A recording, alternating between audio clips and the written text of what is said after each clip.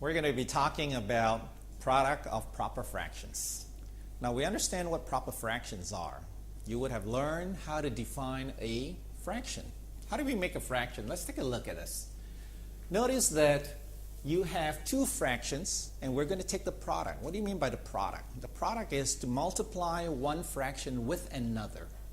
So here we have 2/3 multiplied by 3/5. Now how do we do that?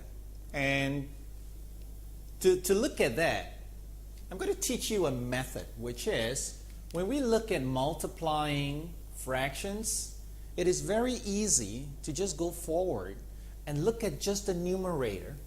Take a look at the numerator 2 and 3 for both the fractions, all right? And all that we need to do is multiply them. So 2 multiplied with 3 gives you a 6. Notice how the top portion, we've handled the top portion. And now let's look at the denominator, the numbers at the bottom of the fraction. So here we have 3's and a 5, and sure enough, the product is a 15. That's very simple. It's fairly straightforward. But how did mathematicians arrive at this? So I want to just point you to this diagram.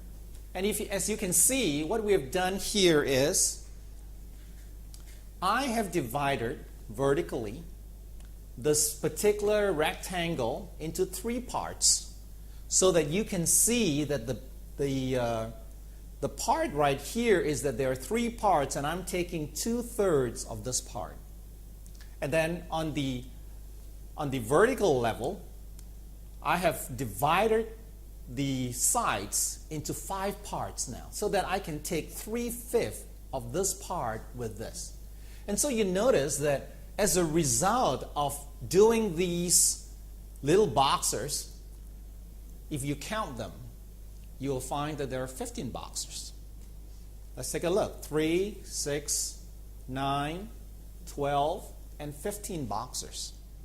So out of this 15 boxers, what we have here now is we want to see when I do a product, that means that it is equivalent to saying how many of these squares will I have. And that's how I determine that when I take the product of 2/3, which is just this gray area without this brownish area, and 3/5, which is this area without the white area, I end up with 6 colored boxers. And that's how I arrived at the fraction 6/15, which is 6 of the gray boxers over 15 of the total boxers. That's the meaning of the product of proper fractions. Now, let's take an example, for instance. And in this particular example, I'm going to walk through with you what I taught you in the method. So, looking at the 2 fractions, it is just straightforward for us to just write it out here, 1/4, multiply with 2/3. And as I said earlier, let's look at the numerator, the numbers at the top. 1 multiplied by 2 gives me 2. And 4 multiplied by 3 gives me 12. So when I have 2/12, I may still simplify the fraction. And if I divided the numerator with a 2, I get a 1. And I divided the 12, the denominator, with a 2, I get a 6. So my final answer is 1/6. This is one way to work forward. So forget about doing anything else except taking the product of the numerator and the denominator and arriving at the answer.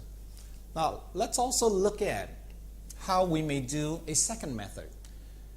They both arrive at the same answer. So I'm going to use 1/4 again, multiply by 2/3. And what I want to do here is, if you were to rearrange, in multiplication you may rearrange. And so I could rearrange this into 2/4 and 1/3. Notice how I've plugged 2 over to the other side and exchanged the numbers. over here, it is clear that if I divided this by 2, I will get a 1 and I will get a 2 in the denominator. Based on this, I now apply the rule that I first did over here, which is, let's do a product of the numerators. So this gives me 1 times 1, 1, and 2 times 3, giving me 6. Notice how the answers are the same. Slight variation in method, but they work out to be the same thing. So with that in mind, I just wanted you to know that either way gives you an answer. You just have to determine which one works for you in the simplest way and the fastest way.